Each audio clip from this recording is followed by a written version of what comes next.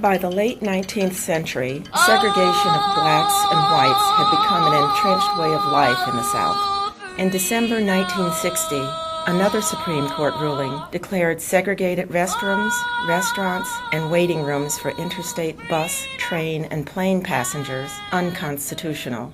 5 months later, that law would be severely tested by Freedom Riders. The Freedom Rides were organized by James Farmer, director of the Congress of Racial Equality, or CORE, a civil rights organization rooted in the philosophy of nonviolence. Farmer, who would be arrested with other Freedom Riders, launched the movement to draw attention to the lack of enforcement of recent civil rights court decisions and legislation. As Farmer's volunteers rode into the South, the campaign gained support from civil rights leaders like Ralph Abernathy and Martin Luther King, Jr. When the riders arrived in Atlanta, King praised them for their nonviolent, direct action, but he warned of trouble ahead. "You'll never make it through Alabama," he predicted. Activist John Lewis, now a congressman from Georgia, was then a 21-year-old divinity student.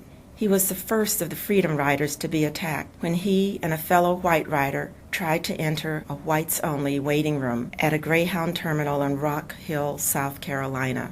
Traveling deeper into the South, to Mississippi and Alabama, singing spirituals and freedom songs, the riders were met with hostility, arrest, and more violence. One of the most frightening attacks occurred a few miles outside Anniston, Alabama, on May 14, 1961.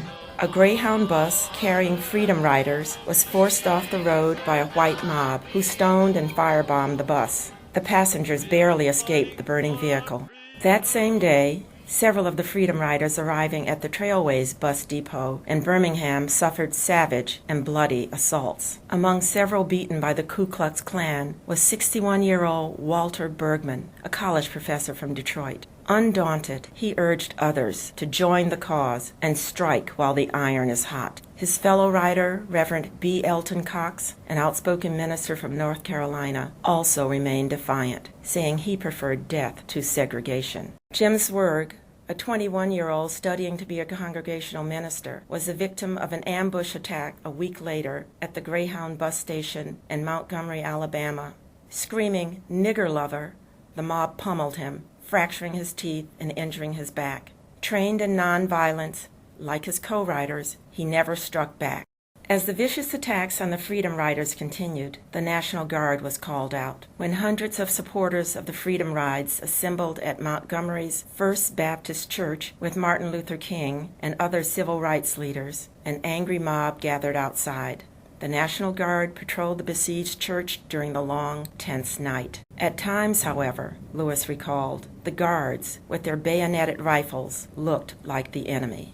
With their presence, the violence was quelled, but hostility awaited the riders as they arrived in Jackson. When black riders tried to enter a white waiting room, or white riders tried to use facilities designated for blacks, local police officers ordered them out. If the riders refused to leave, they were immediately arrested and charged with breach of peace.